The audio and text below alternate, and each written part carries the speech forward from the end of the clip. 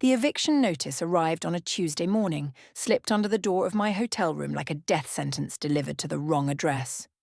I picked it up with shaking hands, reading my own name at the top. Margaret Hayes, plaintiff. My son's name below. Michael Hayes, defendant. And hers, Jennifer Hayes, co-defendant. Funny how 3 names on a legal document could rewrite an entire lifetime. But let me back up. Because this story doesn't start with lawyers and courtrooms. It starts 6 months earlier, with a mother's love and a widow's grief, and the terrible mistake of confusing the two. I was 63 when Robert died. 63 years old, and suddenly I didn't know how to be alone. We'd been married for 41 years, most of my adult life spent as half of something whole. His heart attack took him on a Thursday afternoon while he was mowing the lawn. One moment he was there, wiping sweat from his forehead. The next, he was gone. The insurance money came 3 months later. $270,000. It sat in my bank account like a monument to everything I'd lost. That's when Michael called. My son. My only child.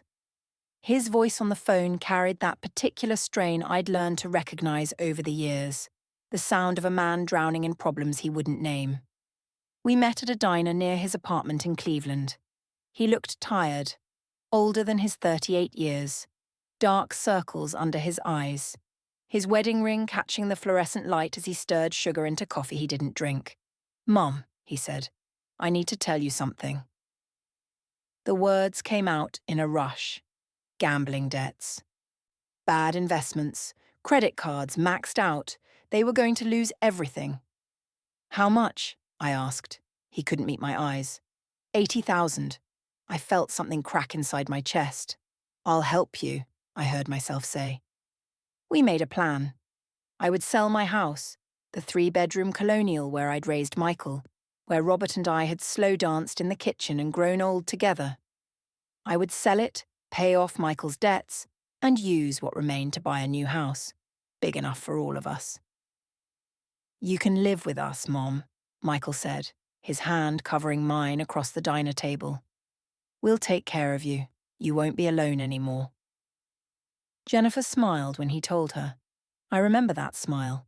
It was the same smile she'd worn at their wedding 7 years earlier. I should have paid more attention to what that smile didn't reach. Her eyes remained cold, calculating. But I was so desperate not to be alone that I saw what I wanted to see. The house sold in 6 weeks. My house with the garden Robert had planted and the porch swing where we'd watched summer storms. Gone for $190,000. I paid Michael's debts first. $80,000 transferred before I even packed a box. Because that's what mothers do, isn't it? With what remained, we found a house in Lakewood.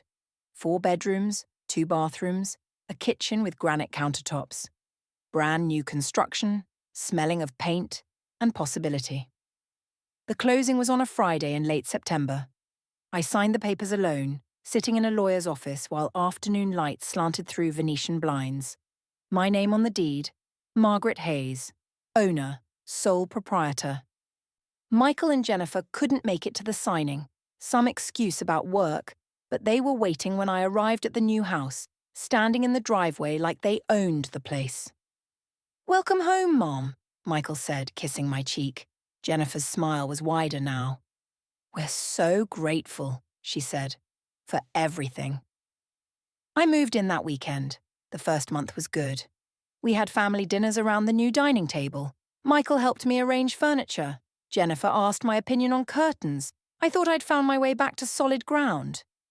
The second month, things started to shift, small things at first. Jennifer suggesting I might be more comfortable eating dinner in my room. She and Michael had work to discuss. Jennifer mentioning that my friend Carol's laugh was too loud.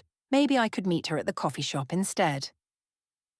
Jennifer reorganizing the kitchen, moving my things to the top shelves where I couldn't reach them.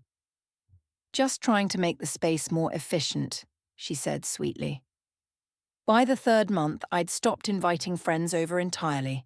I started eating in my bedroom most nights, started staying out of the kitchen during the day. Started making myself smaller and quieter, trying to take up less space in a house I'd bought with my dead husband's life insurance money. At night, I'd lie awake and wonder how I'd gotten here.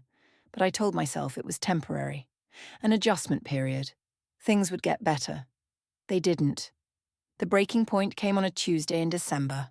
I'd been living there for 4 months. 4 months of walking on eggshells, of apologizing for existing, of watching Jennifer treat my son like a puppet whose strings only she could pull. I came downstairs that morning to find them both in the living room, Michael on the couch, Jennifer standing behind him with her hand on his shoulder. A unified front. Something cold slithered down my spine. "Mom," Michael said. His voice was flat, rehearsed. "We need to talk." I sat in the armchair across from them, the one I'd brought from my old house, the only piece of furniture that remembered my real life. "Jennifer and I have been discussing our living situation," Michael continued. He wouldn't look at me. "And we think it would be better if you found somewhere else to stay." The words didn't make sense. "I don't understand," I said. Jennifer's hand tightened on Michael's shoulder. "It's just not working out, Margaret. The house isn't big enough for 3 adults. Michael and I need our privacy. But this is—" I started to say my house, but Jennifer cut me off. "We appreciate everything you've done. We really do. But it's time for you to start your own life. Find your own place." I looked at my son, my child, the boy I'd carried for 9 months, raised for 18 years, loved for 38. "Michael," I whispered, "tell me this isn't happening." He finally met my eyes, and I saw it there. Shame, yes, but also resignation. He'd already made his choice. "I'm sorry, Mom," he said, "but Jennifer's right. This isn't working." I packed that night. 1 suitcase of clothes, 1 box of photographs, 1 small bag of toiletries. Everything else I left behind. Michael watched from the doorway as I loaded my car. "Where will you go?" he asked. I didn't answer. Couldn't answer. My throat was too tight, my hands too busy shaking. I drove to a Motel 6 off the highway. $49 a night. The room smelled like cigarette smoke and industrial cleaner. I lay there in the dark, wondering how my life had come to this. I cried that night, cried until my eyes were swollen and my throat was raw. Cried for Robert, for my old house, for the son I'd lost somewhere along the way. And then, when the tears finally stopped, I got angry. I couldn't sleep. At 3 in the morning, I turned on the lamp and started going through the box I'd grabbed. Old papers mostly, tax returns, medical records. At the bottom, in a manila envelope, I found the closing documents from the house in Lakewood. I pulled them out, hands still trembling, but for a different reason now. Spread the pages across the motel bed like a map to buried treasure. There it was. Page after page of legal language, but the important part was crystal clear. Property title: Margaret Hayes. Sole owner. Single name on the deed. No co-signers, no co-owners, no Michael and Jennifer anywhere. The house was mine. I read it 3 times to be sure. Then I sat there on that sagging mattress, and I started to laugh. Not a happy laugh. Just a sound bubbling up from somewhere deep and broken inside me. They'd thrown me out of my own house. At dawn, I called a lawyer. Eleanor Rodriguez had an office in a converted Victorian downtown. She was maybe 50, with silver streaks in her dark hair and eyes that didn't miss much. I spread the documents on her desk with shaking hands. "They kicked you out of your own house," she said. "Yes." "And they think they have some legal right to the property?" "I don't know what they think. I just know I need to get it back." Eleanor studied the papers, her expression growing more intense with each page. "This is straightforward," she finally said. "You're the sole owner. They're trespassers. We file an eviction notice, give them 30 days to vacate, and if they don't leave voluntarily, we take it to court." "They won't leave voluntarily," I said. "Then we'll make them." Eleanor looked up at me, and something in her face reminded me of my mother, a particular kind of steel that women learn to carry. How far are you willing to take this, Margaret? I thought about Michael's face when he told me to leave. I thought about Jennifer's cold smile. I thought about 4 months of making myself small and quiet and apologetic for existing. As far as it takes, I said. The eviction notice was delivered by a process server on a Wednesday afternoon. Eleanor called me with an update. They've been served 30 days to vacate the premises. Michael called that night. 5 times. 6. 7. I let every call go to voicemail. Finally, a text. Mum, please, we need to talk. I deleted it. Another text. I don't understand what's happening. The lawyer says you're evicting us. This is our home. How can you do this? I stared at that message for a long time. Our home. How easily he claimed ownership of something he'd never owned. I typed back, "It's my home, always was." I turned off my phone. They didn't leave. The 30 days came and went, and Eleanor filed a motion with the court. We had a hearing date, January 15th. They'll show up, Eleanor warned me. They'll probably have a lawyer. This could get ugly. Let it get ugly, I said. In the meantime, I did something Eleanor didn't tell me to do. I bought security cameras. Small ones, the kind advertised for nervous homeowners. I drove to the house in Lakewood late one night and installed them. One in the living room, hidden behind a picture frame. One in the kitchen, tucked above the refrigerator. It wasn't exactly legal, but neither was stealing someone's house. The footage was enlightening. I watched from my laptop in the motel, scrolling through hours of my son and his wife living in my house. She can't do this, Jennifer said on day 3 of recording. She was pacing the kitchen. We'll fight it. We'll say she gave us the house. She didn't give us the house, Michael said weakly. Her name is on the deed. So what? We'll say there was a verbal agreement. We'll say she wanted us to have it as payment for taking care of her. We didn't take care of her. We kicked her out. Nobody has to know that. Jennifer stopped pacing. We'll say she became unstable after your father died, that she couldn't handle living alone, that we took her in out of charity, and she promised us the house in exchange. I watched my son's face on the grainy footage, watched him struggle with this, watched him almost say no. I don't know, he said instead. I do, Jennifer said. We're not losing this house, Michael. She moved closer to him, her hand cupping his face. Trust me, she whispered. I'll handle everything. And I watched my son nod. They hired a lawyer, James Norton, Esquire. Slick website, expensive suit. 2 days before the hearing, I got a letter from his office outlining Michael and Jennifer's claim. They alleged that I'd promised them the house in exchange for elder care, that I'd been showing signs of dementia and depression following Robert's death, that they'd taken me in out of concern for my well-being. It was all lies. Every single word. Eleanor read the letter in her office, her expression darkening.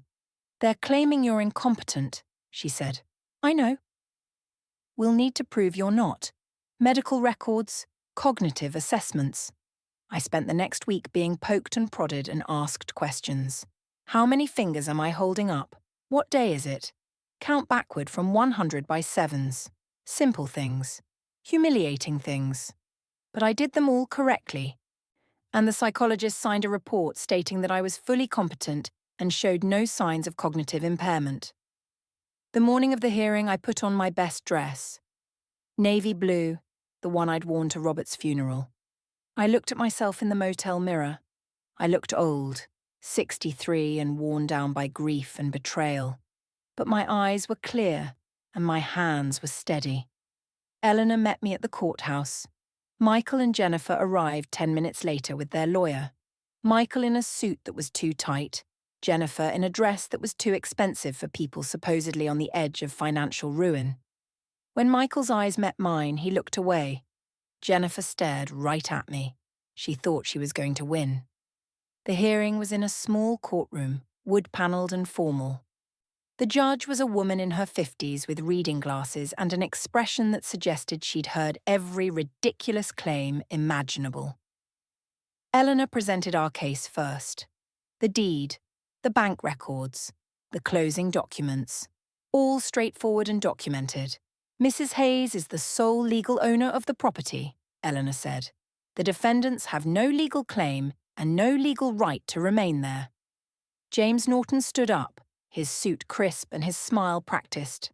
Your Honour, this case is anything but simple, he said. My clients took in Mrs. Hayes after her husband's death, when she was vulnerable. They provided her with care, and in exchange Mrs. Hayes verbally agreed to transfer ownership of the house to them. Unfortunately, Mrs. Hayes has since suffered from increasing cognitive decline. The judge looked at me. Mrs. Hayes, do you have dementia? No, Your Honour. My voice was steady. I've been evaluated by both my physician and a psychologist. I'm fully competent. I handed up the medical records, the cognitive evaluation. The judge reviewed them in silence. Then she looked at Norton. Your clients are alleging a verbal agreement to transfer property. Do you have any evidence? Anything in writing? We have my client's testimony, Your Honour. That's convenient. The judge's tone was dry. Anything else? I'd been quiet up to this point, but something about Jennifer's calculated performance made my blood boil. May I speak, Your Honour? I asked. The judge nodded. I stood up, looked directly at Jennifer. My daughter-in-law is lying, I said. I was never confused. I was grieving. There's a difference. I sold my house to pay my son's gambling debts. I used what remained to buy the house in Lakewood, with my money, in my name, and I invited them to live with me because I didn't want to be alone. My voice was getting stronger. Jennifer treated me like a servant in my own home. She isolated me from my friends. She made me feel like a burden. And when I became too inconvenient, she convinced my son to throw me out. I turned to Michael. He wouldn't look at me. I loved you, I said. I loved you enough to sell everything to save you. And you repaid me by choosing her. Your Honour, Norton started to interrupt, but the judge held up a hand. I'm not finished, I said. You want evidence of what really happened? I have evidence. I pulled out my laptop, opened the video files. I installed security cameras in the house, I said. My house. These recordings show my son and daughter-in-law discussing their plan to claim I'm incompetent. I pressed play. Jennifer's voice filled the courtroom. We'll say she became unstable. We'll say we took her in out of charity. Michael's voice, weak and complicit. I don't know. Jennifer again. I'll handle everything. The judge watched in silence. When it ended, she looked at Jennifer. You want to revise your earlier statement? Jennifer's face had gone pale. That video is inadmissible. It was recorded in my house, I said. By me. In property I own. The judge turned to Norton. Do you have anything else? Norton looked at his clients, looked at the video, looked at the mountain of evidence proving he was defending a lie.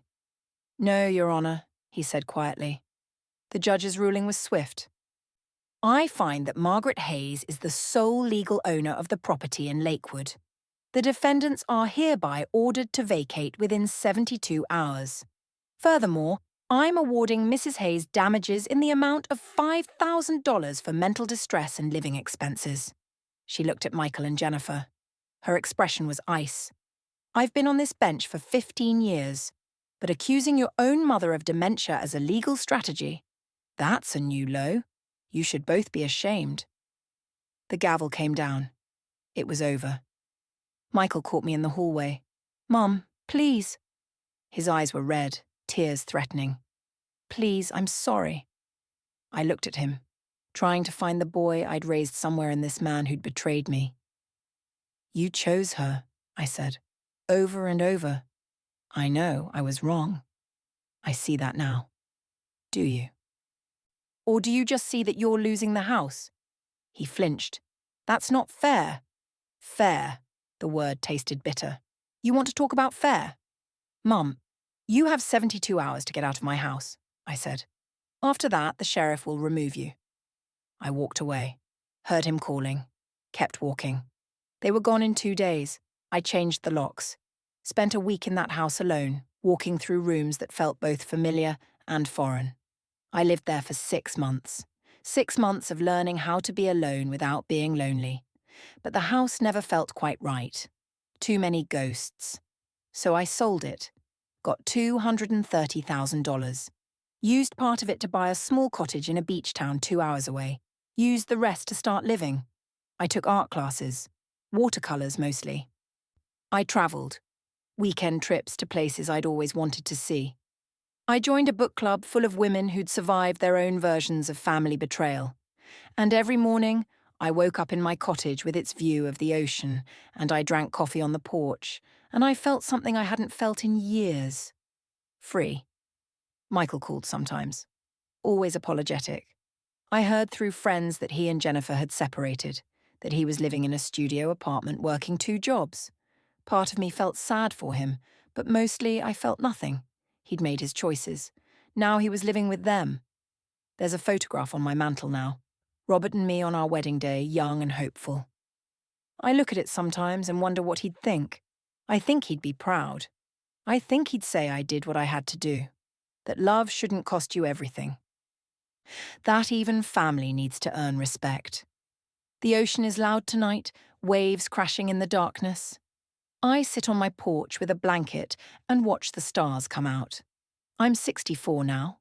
A widow, a mother, a woman who learned that sacrifice and surrender aren't the same thing. But I'm also a homeowner, a friend, a student of watercolours and a traveller and a woman who finally knows her own worth. And that's enough. That's everything.